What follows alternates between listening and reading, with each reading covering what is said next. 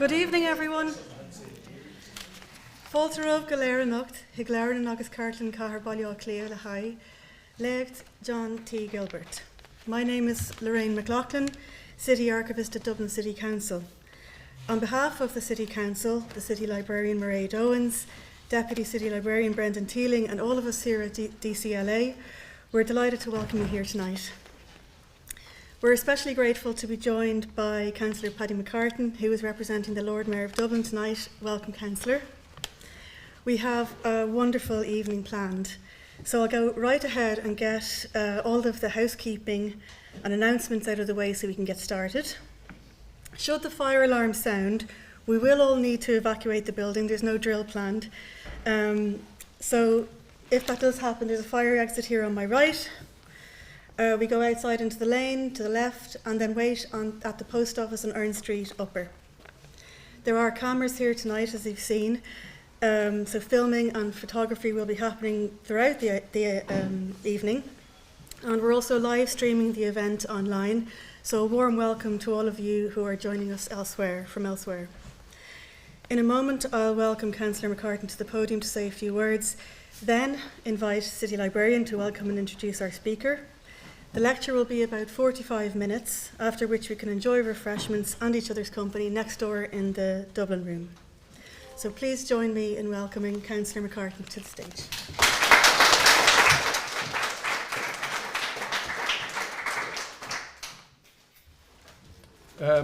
Many thanks, Lorraine. Good evening, everyone. I'm delighted to be here. It's a great honour for me to be here for this commemorative lecture. It is the 2024 annual Sir John T. Gilbert Commemorative Lecture. I think many of you have been at these lectures before, and some of you probably have been to them all. I think I was at one some years ago, but I can't actually specifically remember, which shows, I don't know what that says about me, but anyway, I want to welcome those of you joining us on the Dublin City Library's YouTube page who are watching from home. I think that's a great innovation for people to be able to attend lectures without having to be physically present, and I'm very impressed with the numbers who are here this evening.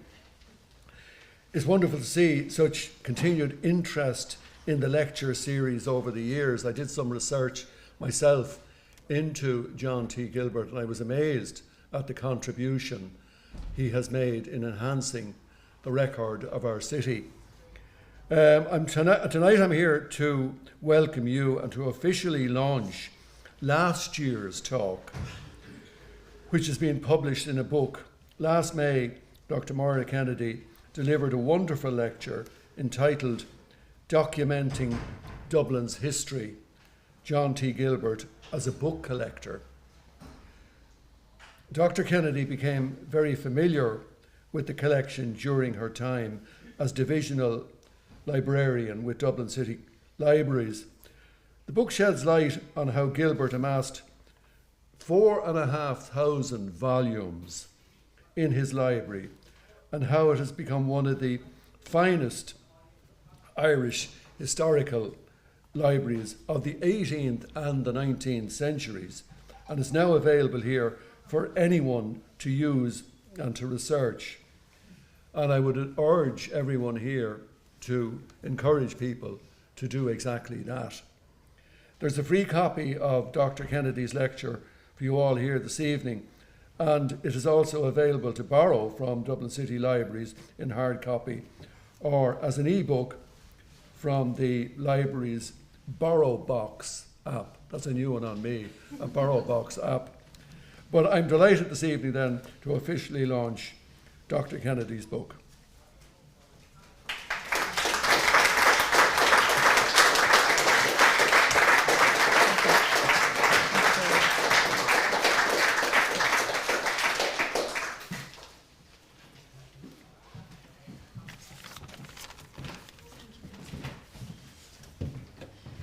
Thank you, Councillor. And congratulations, Moira, on what is a really beautiful publication.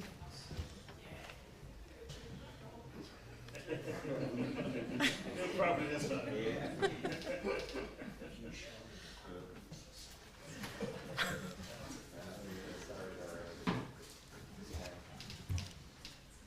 Thank you.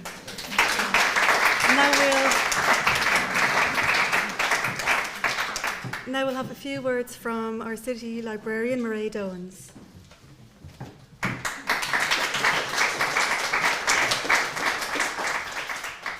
Thank you very much, Lorraine, and thank you to Councillor McCartan for doing the honours tonight, and obviously a warm welcome to Dr. Maura Kennedy, a colleague. So good evening, everybody. Ihawa Díobh Galéir, Bawatlam Fulsha Curroad, Quiglarlan Hroid on Irsig. On behalf of Dublin City Council, I'm delighted to welcome you all here as we continue to celebrate the legacy of scholar, librarian, archivist and collector Sir John T. Gilbert with the 27th Annual Commemorative Lecture. The theme of tonight's lecture is the lived experiences of women in early modern Dublin. Women in history have, as we know, often been omitted from historic sources, a fact which makes the exploration of these hidden histories all the more fascinating to discover. For any group of people, representation in historical sources cultivates a sense of belonging, of agency, of context in place and time, and of understanding. Drawing on a remarkable body of digital data, tonight's lecture will focus on the lives of women in Dublin in the 17th century, a tumultuous time in the city's development. Our speaker, who I'll introduce in just a moment, will set the scene by asking two questions. Firstly, what role did Dublin women play in a society undergoing profound economic, political, and cultural transformation? Second, what were the experiences of Dublin women of recurring social upheaval, bloody civil war, and extreme trauma? To shed light on these questions, I'm delighted to introduce our speaker, Professor Jane Ohlmeyer. Jane is the Erasmus Smith Professor of Modern History at Trinity College Dublin. She was a driving force behind the 1641 Depositions Project and the development of the Trinity Longroom Hub Arts and Humanities Research Institute. In 2023, she received an Advanced European Research Council grant for Voices, a project on the lived experiences of women in early modern Ireland. She is the author and editor of numerous articles and 11 books, and in 2023 she was awarded the Royal Irish Academy Gold Medal in the Humanities. Her latest publication, Making Ireland, Ireland, Imperialism and the Early Modern World, is based on the 2021 Ford Lectures in Oxford and is one of 6 publications currently shortlisted for the 2024 Michel Dayon Prize for Non-Fiction. So without further ado, please join me in welcoming Professor Jane Ohlmeyer to the podium.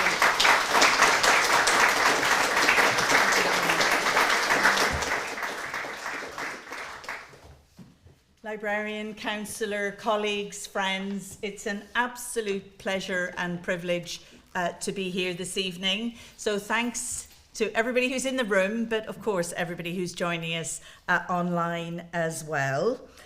It really is a privilege to be invited to deliver the Gilbert Commemorative Lecture because, as we've already heard, Gilbert and his amazing wife really were the dream team, and this lecture draws heavily on their remarkable calendar of ancient records of Dublin. But it also draws very heavily on the scholarship of those who are real experts on the history of Dublin. And I mean here the PhD thesis by Brendan Fitzpatrick, Patricia Stapleton, the published work of Louis Cullen, David Dixon, Colm Lennon, and above all, Raymond Gillespie. Raymond's sudden and unexpected passing on the 7th of February 2024 has left so many of us feeling utterly bereft. I first met this remarkable scholar when, back in the day, I asked for help with my undergraduate dissertation. That was the beginning of a lifelong friendship with someone who nurtured and inspired generations of historians. And I really am so pleased that his lifelong partner, Bernie Cunningham, is with us this evening. And I'd like to dedicate this lecture to the memory of Raymond Gillespie.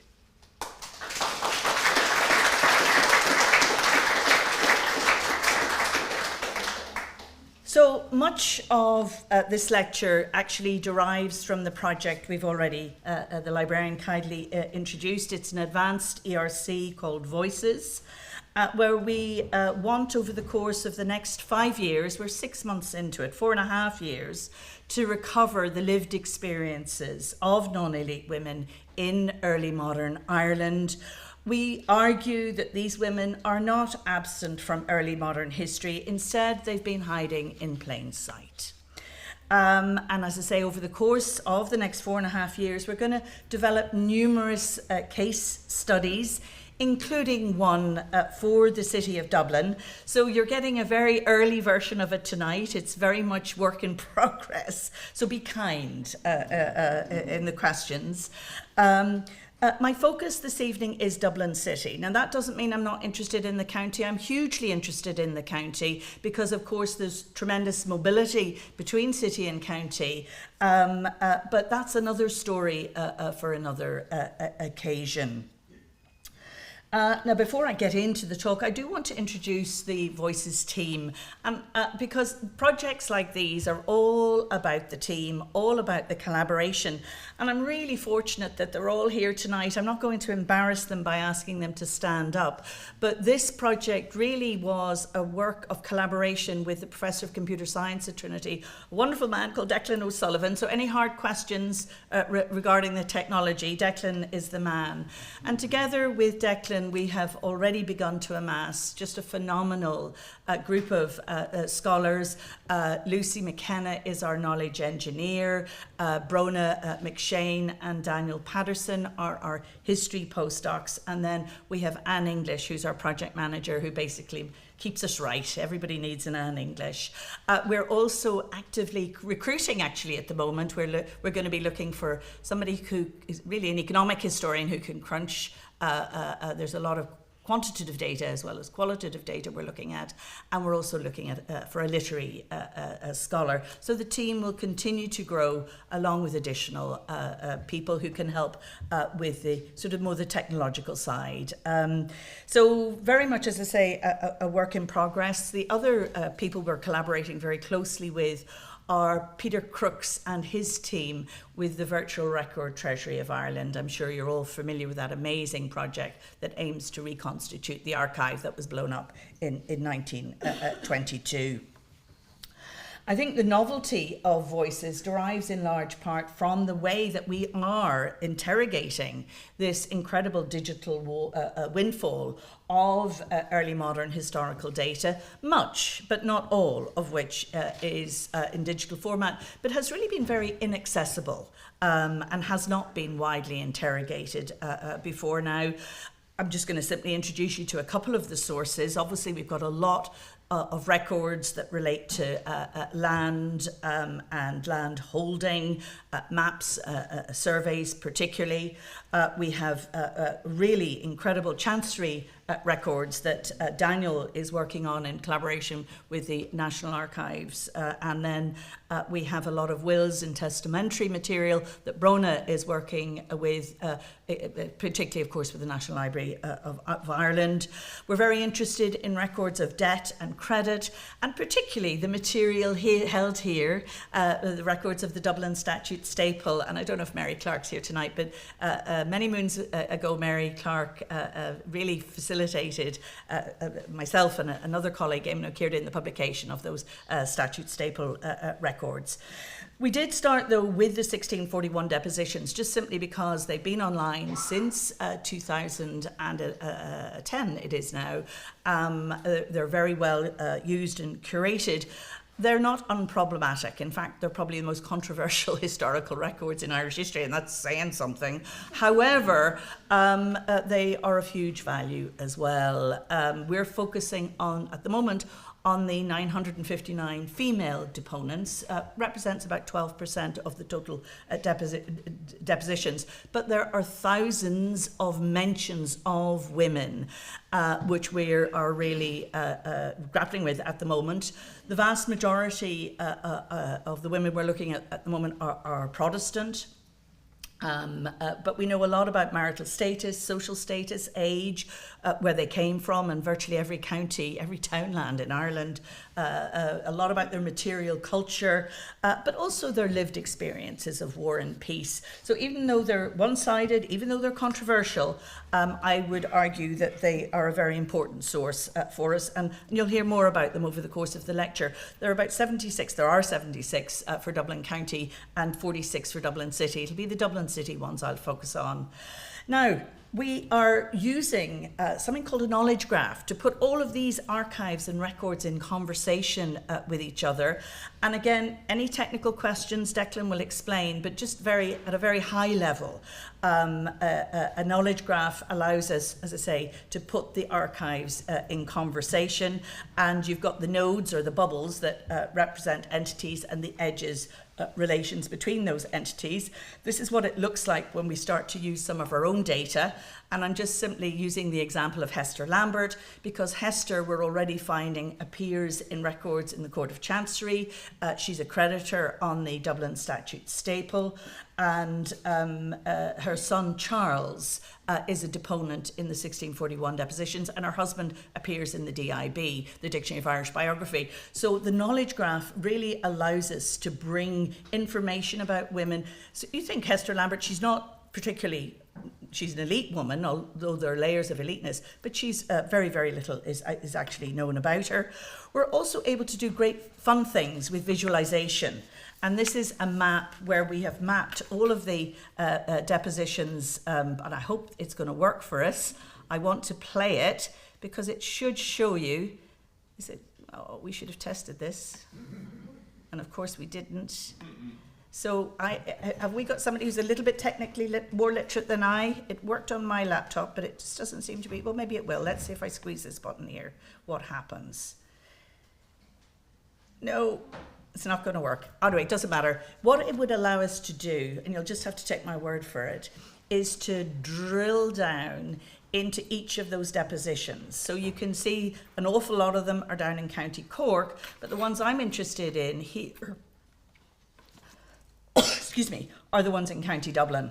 And if it had worked, which it didn't, you can actually use the map to drill down to the individual depositions. And the one we would have finished with is this one, which is the deposition or examination, actually it is, of a woman called Elizabeth Lake.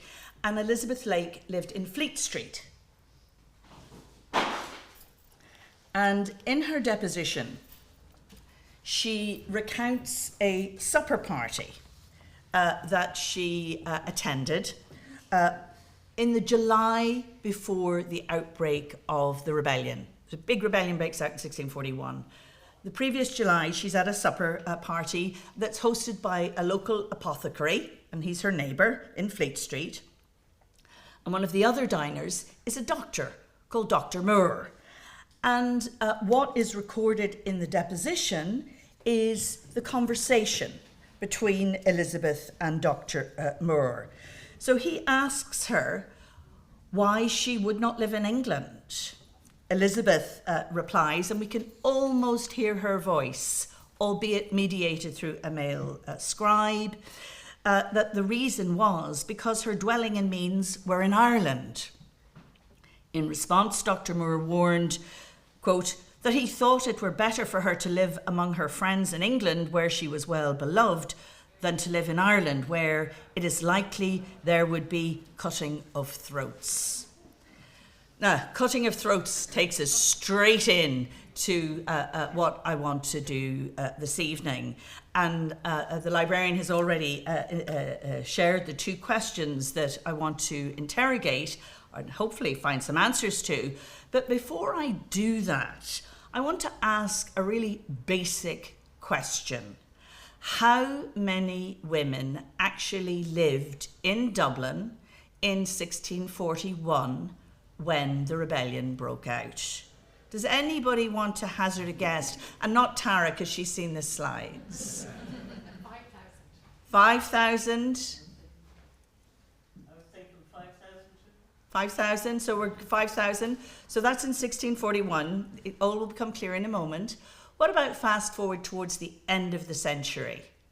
say, 1680s, how many women lived in Dublin?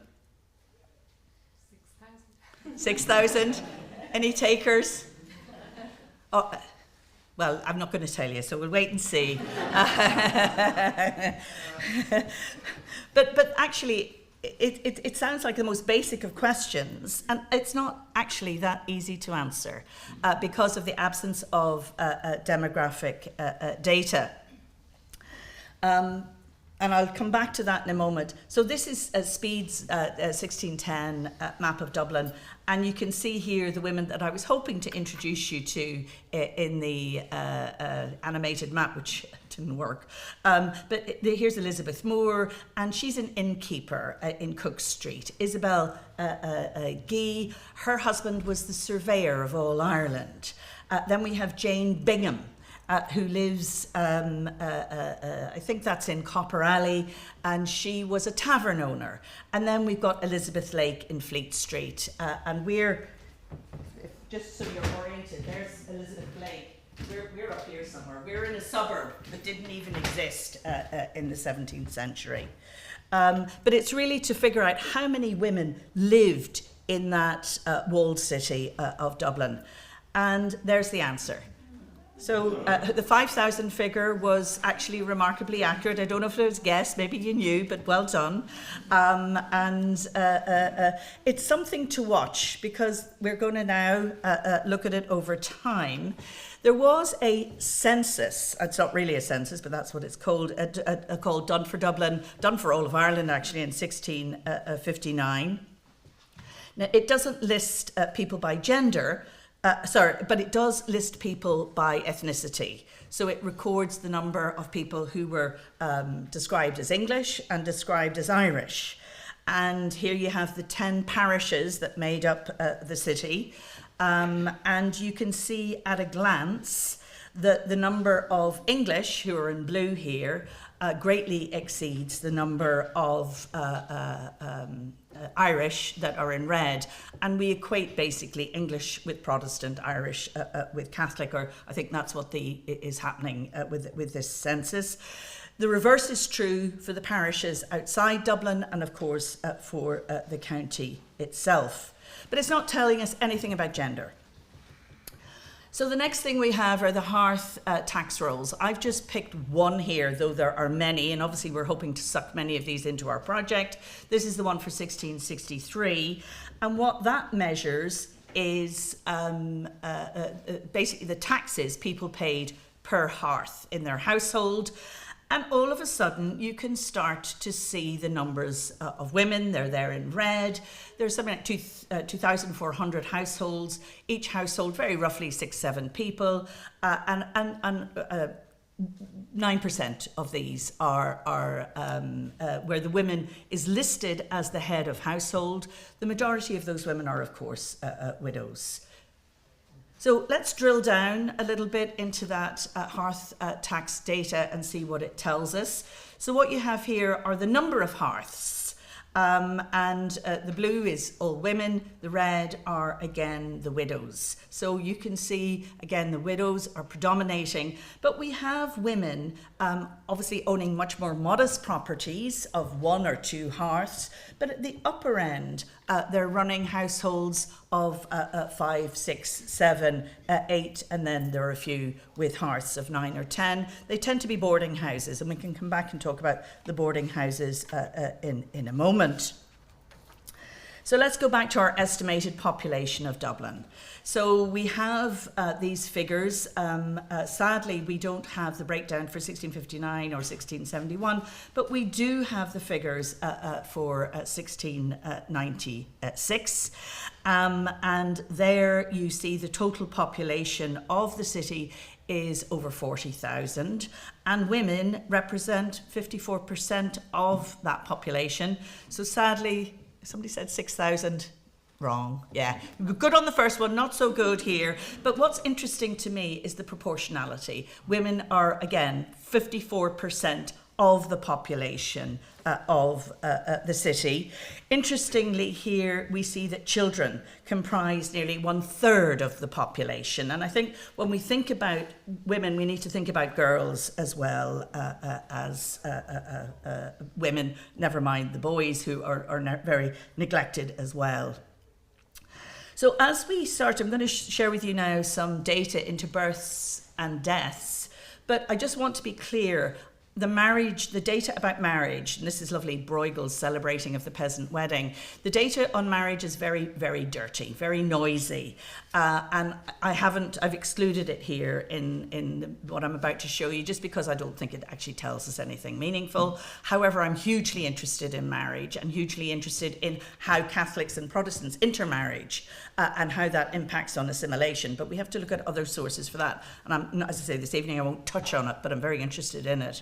It's the hatch, the match, the dispatch. So obviously looking at these 10 parishes, many of you will be aware, compared to England, how few parish registers and church wardens accounts that we have for Ireland, never mind for Dublin. But we do have actually remarkably good records for one parish, the parish of St. John. And I should say Raymond was hugely important in making this material accessible. The parish of St. John really is the heart of the medieval city of Dublin, close to Christ Church. It included parts of Fishamble Street, or it's all of Fishamble Street, Copper Alley, Smock Alley, Wine Tavern Street, Cook Street, along with Wood Quay and part of Merchants Quay.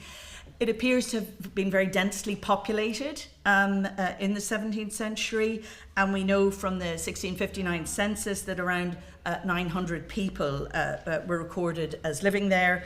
87% of them were English, Protestant. By 1696, the population had nearly trebled. So you see, it very, very intensely inhabited.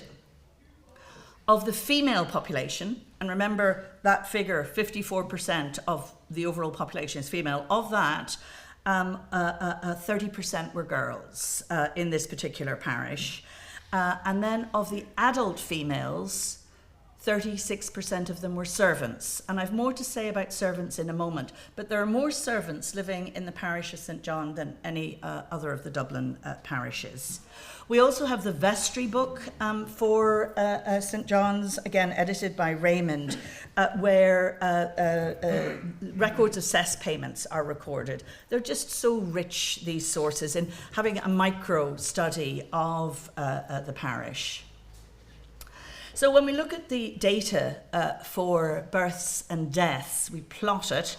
What you see there are, I'm just looking at the female births and deaths. So the baptisms there are in the red line and the burials are the blue.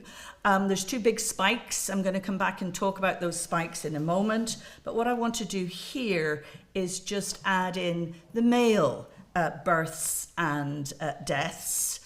The first thing I would note is that there's incomplete data for a couple of years, and that's where you see the gaps. We just don't have any information at all.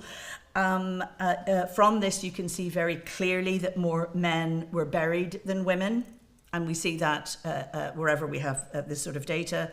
We also know from the vestry records that of the deaths, between a third and a half were deaths of children.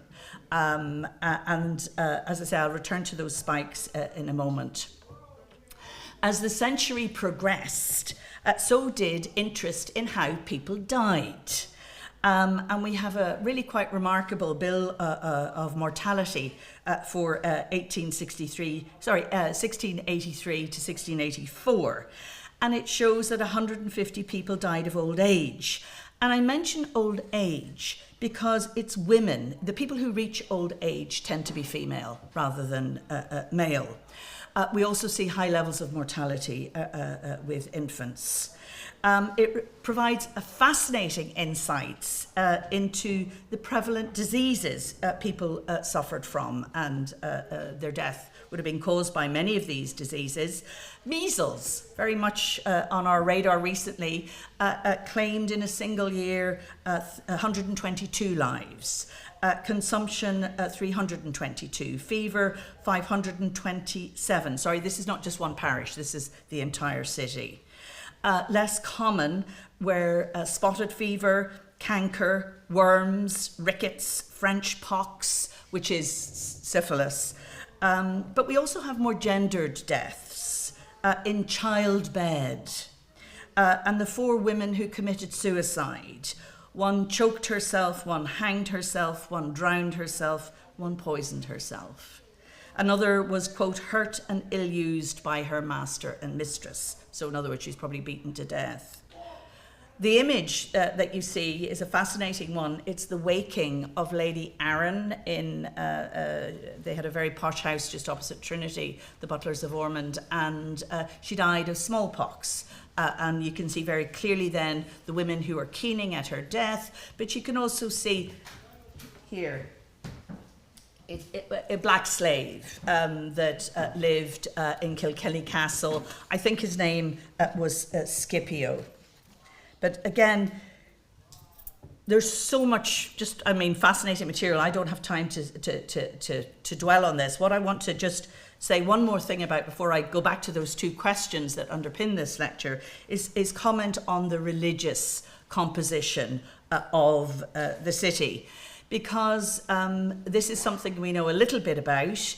And here we have the religious breakdown of the city in 1644. Remember, 1644 is 3 years after the rebellion breaks out, and you can see at a glance that nearly a third of the population was Catholic. And I think it's worth noting that in the pre-war years, Catholics would have served as church wardens and would have been buried alongside Protestants, including in January 1648, a Catholic priest called Matthew Roche. So again, really fascinating stuff in those church warden accounts. Now, Dublin had always been a colonial city, but from the 1640s, the Protestant interest really predominates.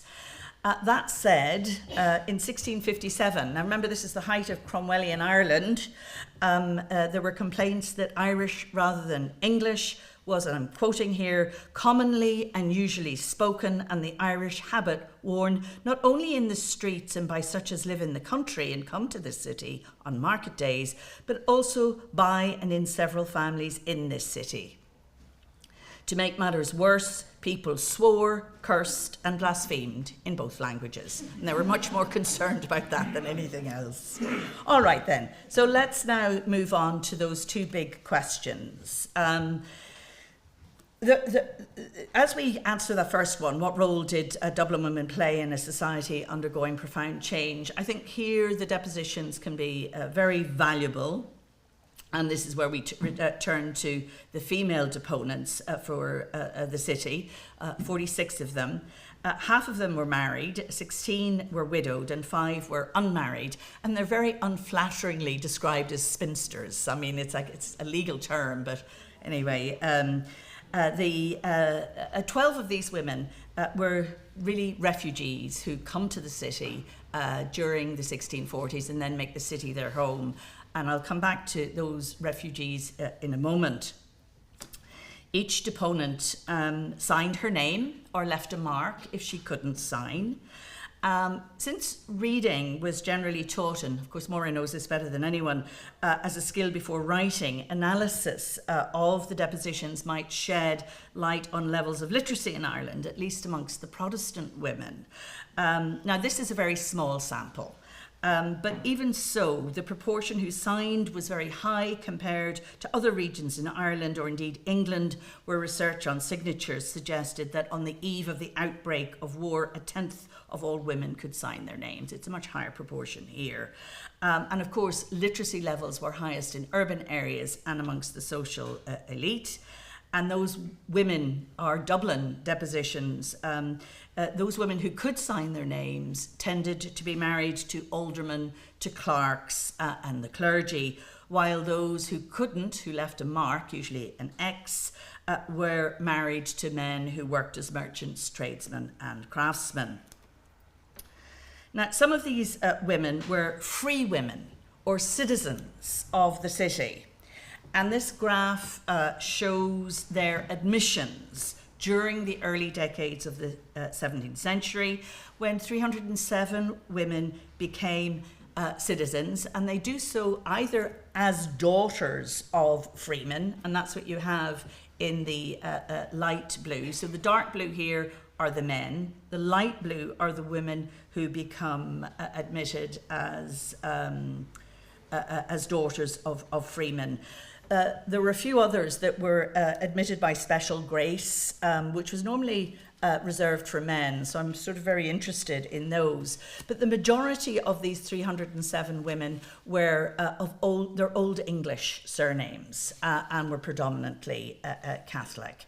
But what's so interesting is the fact that women comprise 12% of admissions to the franchise, which really is a very high number indeed, given that we're talking about the early 17th century, because the equivalent figure for, say, 16th century York would be 1%.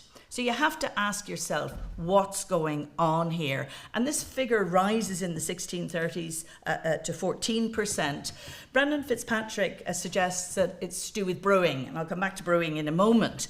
But I actually think there's something else going on here, and that they're also using women as part of a political struggle for power in the city. So the Catholics need the numbers, and so they're enfranchising women. But I'm just really beginning to work on this.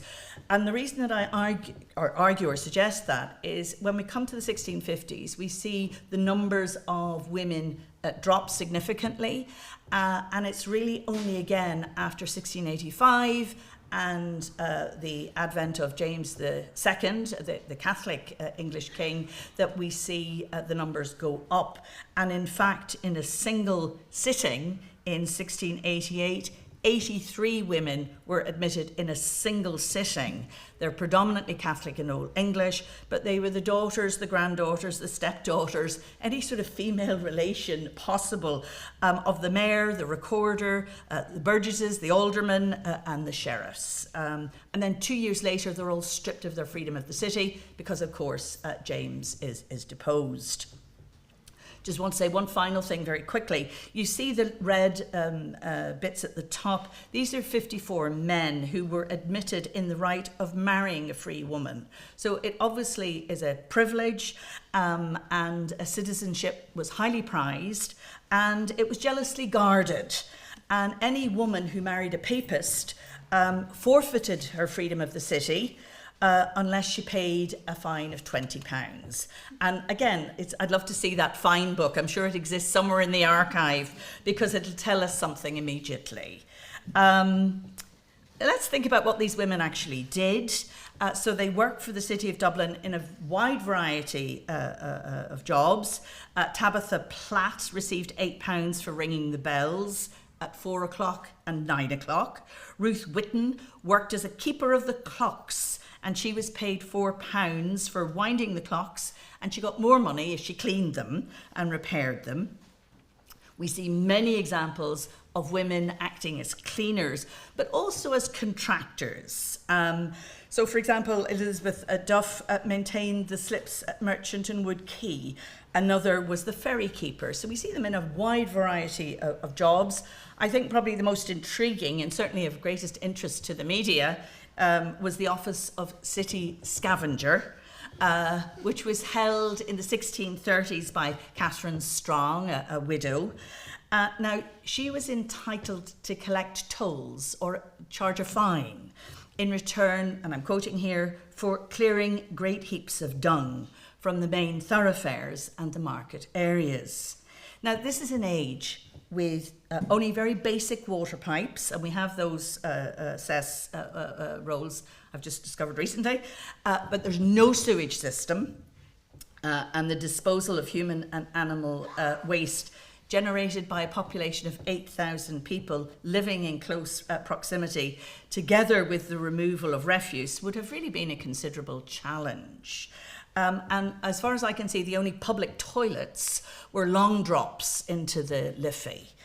And you can see again complaints about, I mentioned earlier, Elizabeth Moore, who lived off Cook Street. The lane behind her house became a dumping ground where local inhabitants, forgive the pun, cast, quote, their filth and excrements.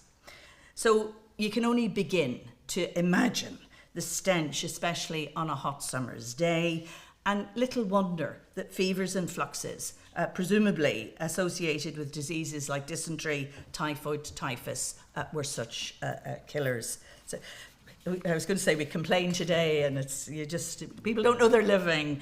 Thanks to the profits made from muck, entrepreneurial Catherine also operated as a moneylender.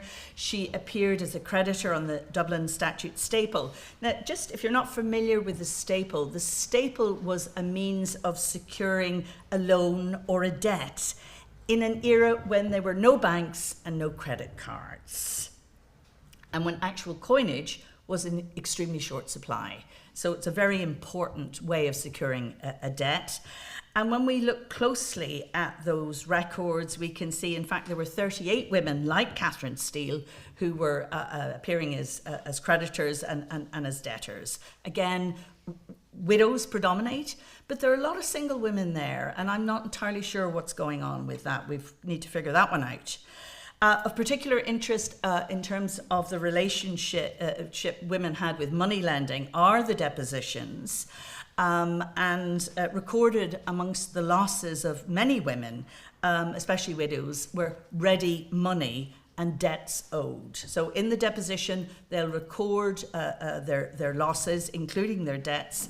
And as I say, it provides this fascinating insight into how money lending operated.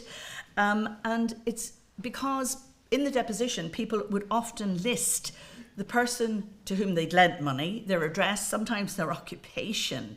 And you can see in this single image, it's a deposition by a Dublin widow called Ellen Lindsay of the money that she lent and when she lent it. Now, of course, the onset of war destroyed this ecosystem of borrowing and lending, and these webs of indebtedness where trust breaks down and the whole thing becomes just a mess because the Irish debtors refuse to pay or the insurgents actively destroy evidence of debt while the English debtors are unable to pay. So it's a really interesting story around money lending. But it's just one example, because what I'm finding is time and again women are proving to be extremely astute entrepreneurs who exercise remarkable agency. And we see women working in every aspect, for example, of the hospitality business, running inns and boarding houses as owners of taverns and ale houses, or operating sort of what we call drinking dens from their own homes. Interestingly, the women who worked in these boarding houses and the taverns provided depositions about overheard conversations that were had on the eve of the insurrection. So the rebellion breaks out in October 1641. The first people the commissioners go to try and figure out what's going on were the local women who were running the boarding houses and the inns, because they realised that they were the eyes and ears of the community, and they ran establishments where people met and gossiped and exchanged news and plotted over their pints of beer and ale. Now, of course, women were extremely involved in the production of both ale and beer. And remember, this was a trade that was not regulated. There was no guild.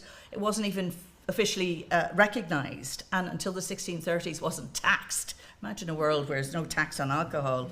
But this was also an age when people drank on average. Now, I'm going to, just another quick test. Susan Flavin, my colleague at Trinity, has done remarkable work on this. How many pints of beer or ale did the average person drink in this period? A day, not a week, a day. Any guesses, please? Yeah, now you're talking. Actually, the average was between 5 and 10. 15 was not uncommon. And Susan has done work on the alcohol content of these, and you're looking at, well, she thinks it's about 5% strength, which is the equivalent of 3 units of alcohol. Imagine, they were just drunk the whole time. I mean, and it's very interesting because contemporary observers, a man called Barnaby Rich, now Barnaby Rich is a very unsympathetic English observer, but he says, there is no merchandise so vendible, adding that beer is the very marrow of the Commonwealth in Dublin. The whole profit of the town stands upon alehouses and the selling of ale. Now, much of this brewing was small scale and took place in the home or the tavern. And just in case you think this is a sample, that should be with the doctors. Actually, Susan brewed a beer from a recipe at 1574, and it was on the basis of that she was able to estimate the alcohol content. It's a fabulous project, folks, called Food Cult, if anybody's interested. Now, this is again where Ireland is different from what's going on in England, because in England, men displace women as brewers, whereas in Ireland, women are very active as brewers, and by the later 17th century, Gilbert has suggested there were, in the city of Dublin, small area, you ready for this? There were nearly 1,200 ale houses and 91 public brew houses. Women would have been running at least 25% of them. I think the figure is higher, actually, but we hope we'll be able to work that out. But in addition, women are running proper full-scale breweries. Sometimes they do this independently, and other times in partnership with a man. Now, given the strength of early modern beer and the quantities consumed, drunkenness and disorder become associated with the alehouses, as of course did prostitution. So according to Barnaby Rich, again, not a sympathetic observer, he says, it is as rare a thing to find a house in Dublin without a tavern as to find a tavern without a strumpet. He continued, a man could have his pot of ale, his pipe of tobacco, and his pocky whore, and all for his 3 pence. There you go.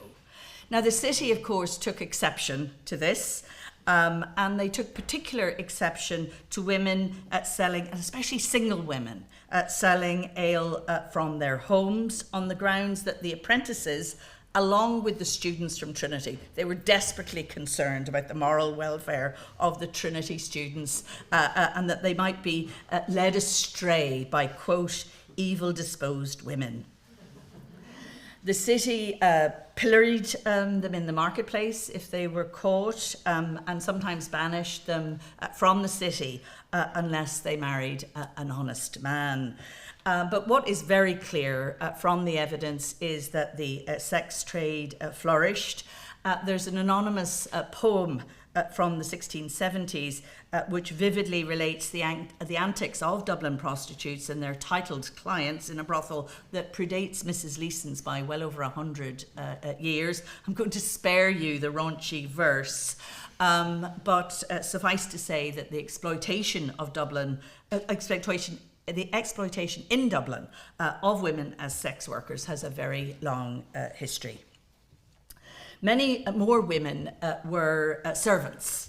I've already touched on this, but in the 1696 enumeration by John South, female servants, presumably unmarried, accounted for 25% of the adult female population. And you can see them here in red. So the blue, strong blue is adult females, and then the children, the girls, are in light blue, and the servants in red.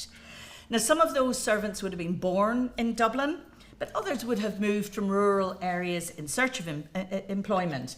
We see fleeting references to them in the burial records for St. John's Parish in the 1641 depositions, where a servant might testify in the absence of her mistress or corroborate a story.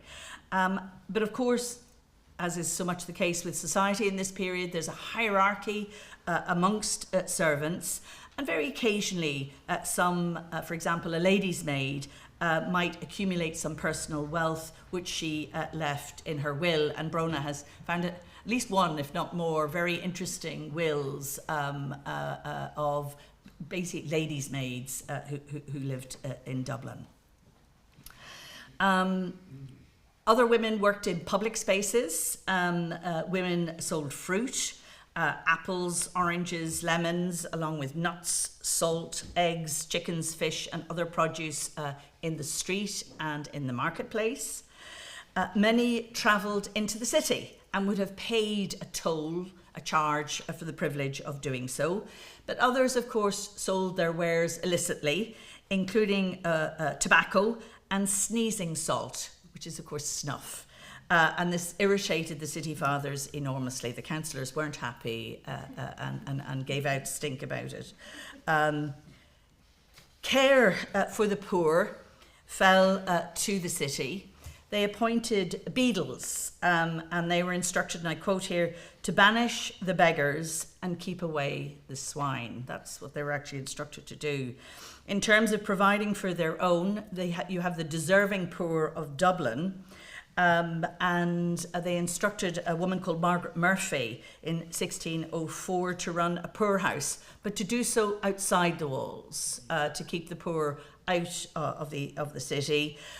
In the later 1660s, there was a push to establish a hospital for the poor and for orphans, and thereby reduce the number of homeless street beggars. It was all about taking the beggars off the street. And so much of this is so resonant with so much that we see today. The city made particular provision, pensions, relief from debts, favourable leases to property for the widows of freemen. So that was one of the advantages of being a citizen. The city would take care of your widow. And there was a remarkable philanthropist, a woman called Anne St. Lawrence. She was the widow of Lord Hoath, and she actually left an endowment to support 6 poor widows, such as go to church. So very clear about, it doesn't say which one, but as long as they go. And it's interesting when you look at the assembly rolls to see how these women are vying to be one of the 6 widows. So when one dies, one immediately takes her place. Individual parishes, of course, also contribute to caring for the poor. And when we look at the vestry records for St. John's Parish, you can see an increase in the number who are begging. And this is linked to the harvest crises and the food shortages of the 1630s. My colleague Frances Ludlow has a fabulous project looking at the relationship between environmental disasters and a social and political movement of peoples. But what it does is it means that the city is then totally ill-equipped to deal with the human misery unleashed by the outbreak of war in October 1641. And this brings me to my final question, and I promise I am coming to the end, librarian.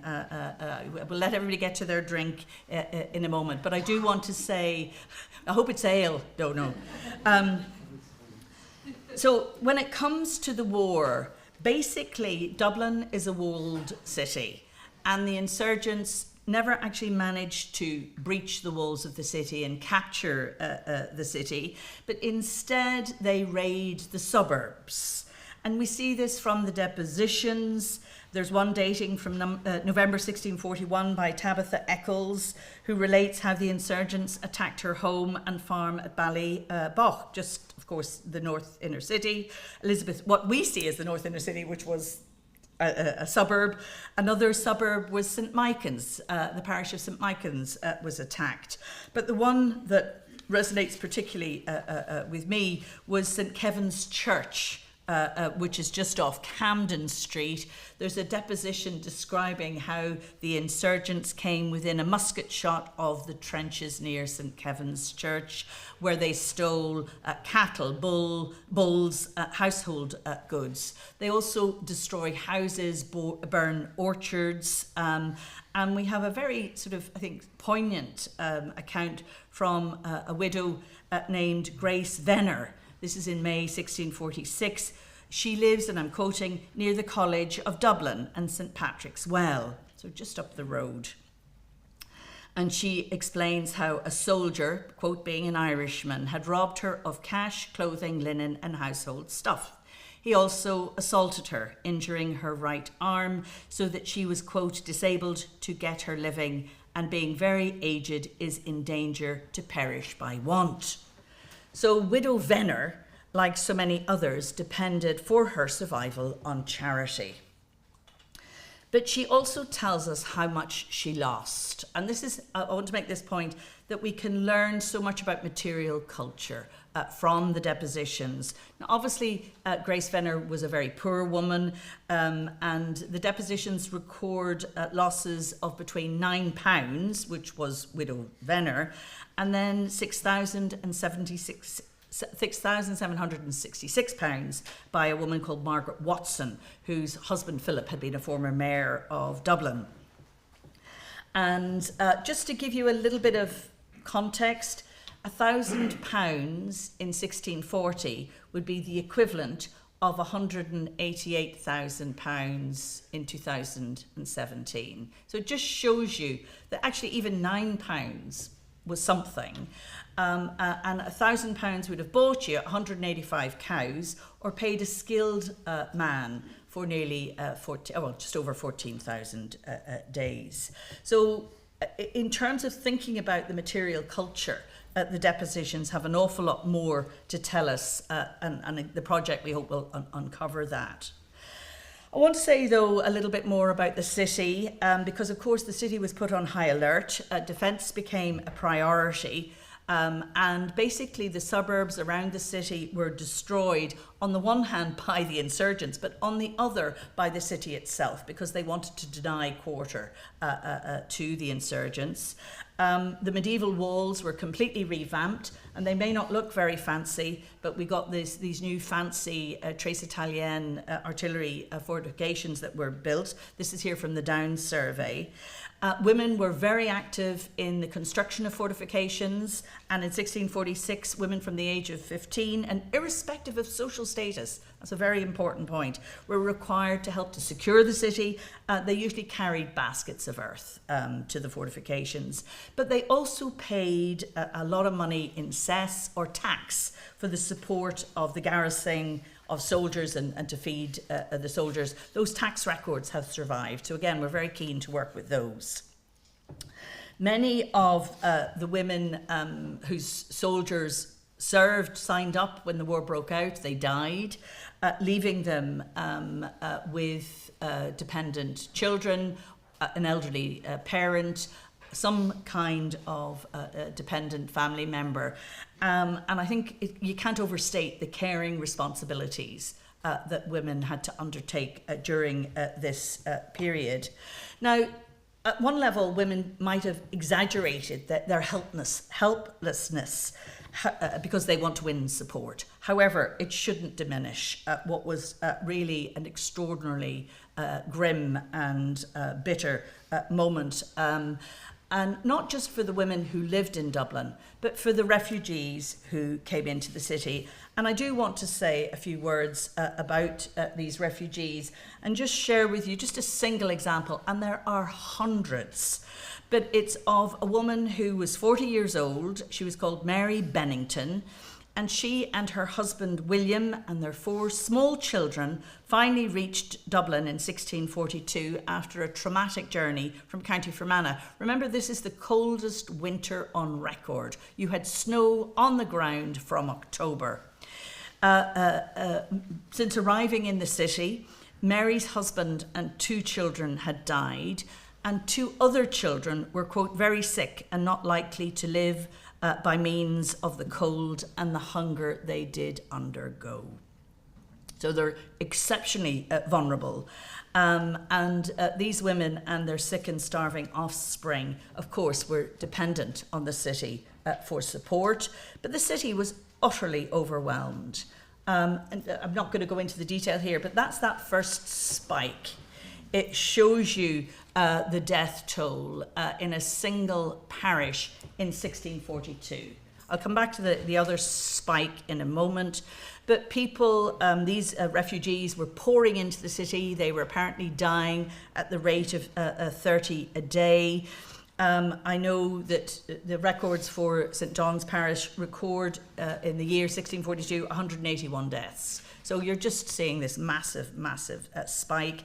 And the church warden accounts record sums allocated, quote, for the burying the poor who were found dead in the streets and for caring for the children left on the parish. So some widows wanted to work, but those who couldn't work were encouraged to go back to their home parishes. These were their home parishes in England and Scotland. So as soon as they came to Dublin, the city did everything possible to move them back to England because it didn't want to take responsibility for them. It was bankrupt. And this comes across so strongly in the depositions. So I just want to say a little bit about the violence experienced by women during this period. So we only have 12 women who are refugees, but the stories that they bring to Dublin, and there would have been hundreds of others in the city who don't depose, are very personal narratives of what they had experienced during the rebellion, including assault, imprisonment, the stripping of clothes, hostage taking, sexual violence, and the murder of loved ones, often at the hands of men and women they would have known. And okay, this happened in the counties where they had lived, but they bring these stories to the city and they start to tell each other. See that big question mark with rape? I'll come back to that in a moment. I'm going to give you a single example because we don't have time for any more. It's basically the story of Susanna Stockdale, who deposes in 1643. Now, she deposes when she was married to a Dublin gentleman, but 2 years earlier, she'd been married to another man called Noah Vaughan, who was a wealthy farmer from County Offaly. And she tells her story how she and her husband sought refuge at Leap Castle. Of course, the most haunted castle in Ireland, isn't it? Maybe this is part of the story. And I actually I'll let you read the deposition. I don't need to read it to you. But you can get a very clear sense of the testimony that she, in her testimony, how she really vividly articulates the shame, the humiliation as she experienced, being stripped, tied up, held prisoner, and treated as an animal. Now, as I say, Susanna's experiences were absolutely typical of so many. And I would just like to use this deposition to explore two things. One is, what does this tell us about sexual violence against women? And the other is, what does it tell us about communal relations and the relations between communities? So all of the Dublin refugees report being stripped, and most of them were stripped naked. And now the insurgents would have been looking for money, jewels, other valuables that was hidden in clothing, might have been their hair, their shoes.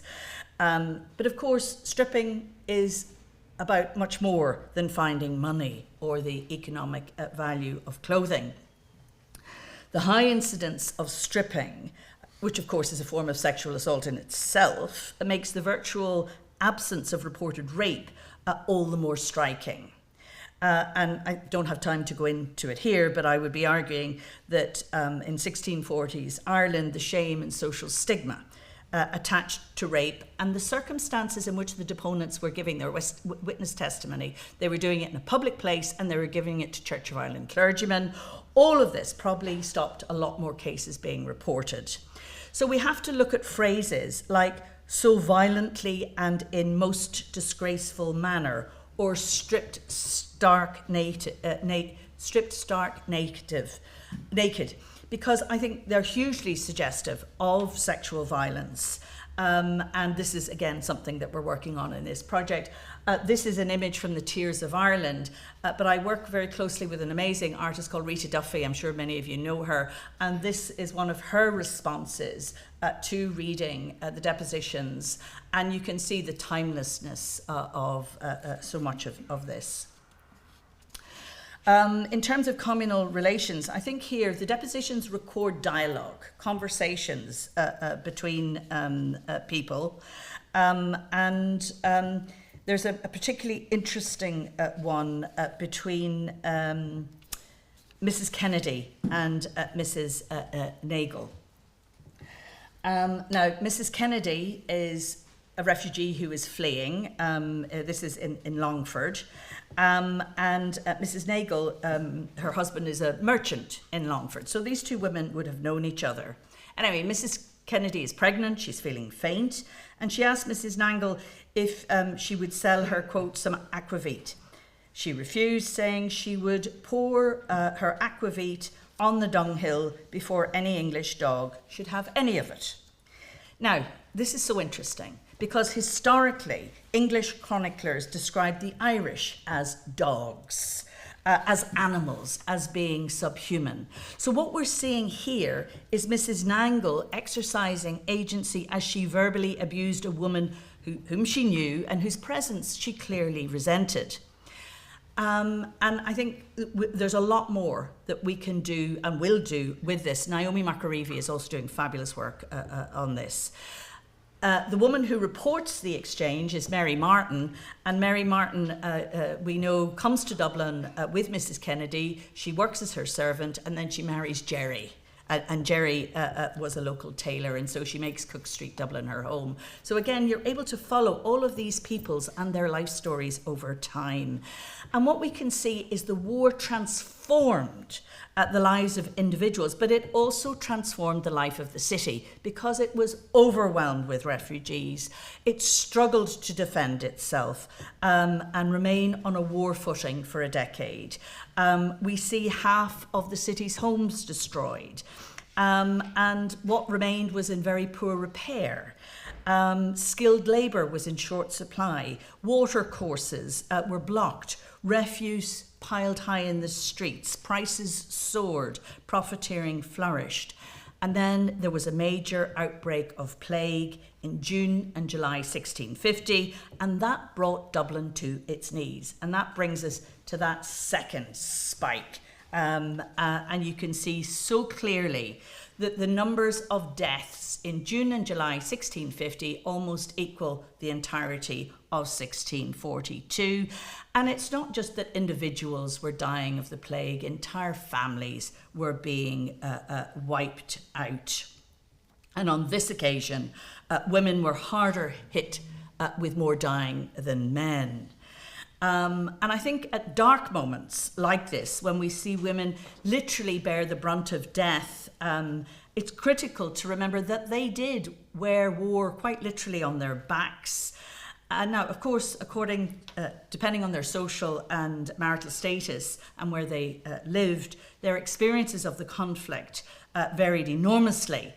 But their ability to recover from that trauma is something that we're really just beginning to explore. But they certainly bore witness to it. But survive they did.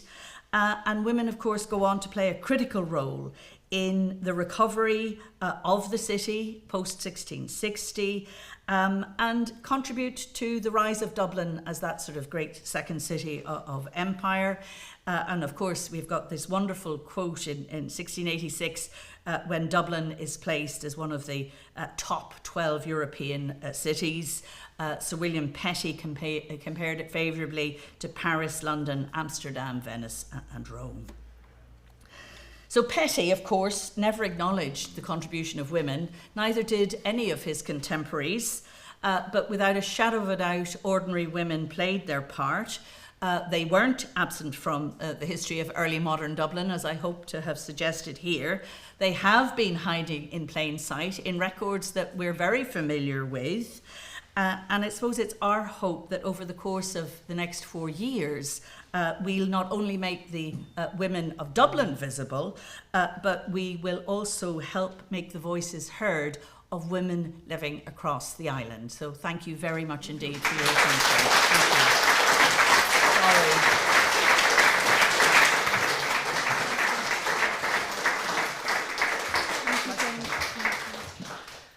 Well, Jane, I think I speak for everybody here when I say I'm absolutely blown away by the information that you've provided tonight. Thank you so much.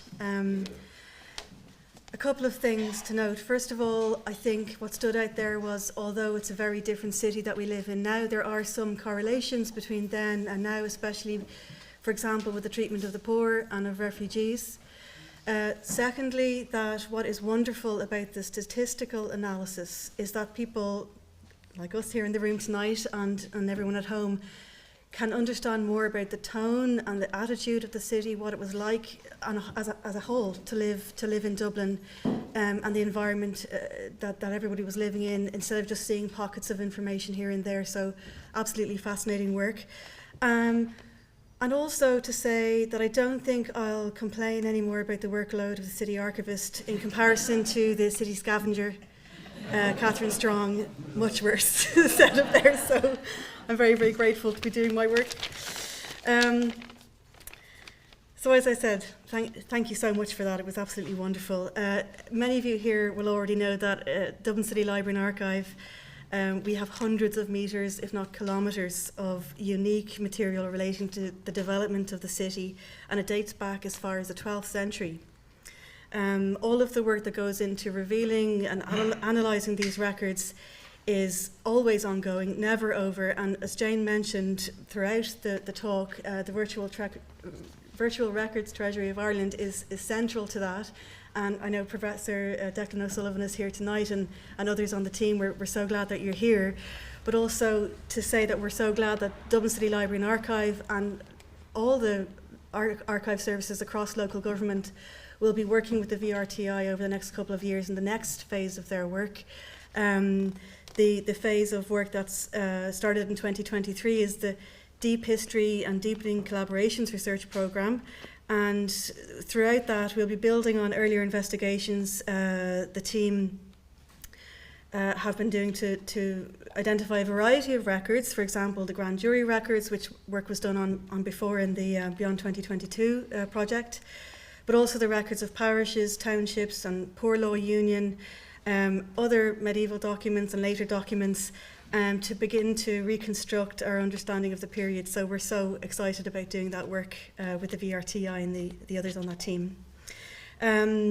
I'll just say a few thank yous, and then we can have questions and discussions next door in the Dublin room, if that's okay. Everybody can have some refreshments and speak at ease. So I want to say thank you to Jamie and Jarlath from Up and Away Media tonight for doing all of the live streaming and the recording of the event. Also to Damien here who's taking photographs. To Love and Catering, you're going to enjoy their fair next door, and it's really great. We usually get Love and Catering, and we're really delighted that they're here. And finally to the DCLA team of archivists and librarians and actually miracle workers that are here tonight. I want to especially thank Tara Doyle for being coordinator of the evening and for managing the publication of Dr. Kennedy's lecture from last year. It's a beautiful publication, and we're really proud to have worked on that. And also to Linda Hickey, Mairead Walsh and Jessica McCarry for doing such a fantastic job. I'm really grateful. So I think without further ado, I'll ask you all to join us next door. Thank you so much. Slán go fóill.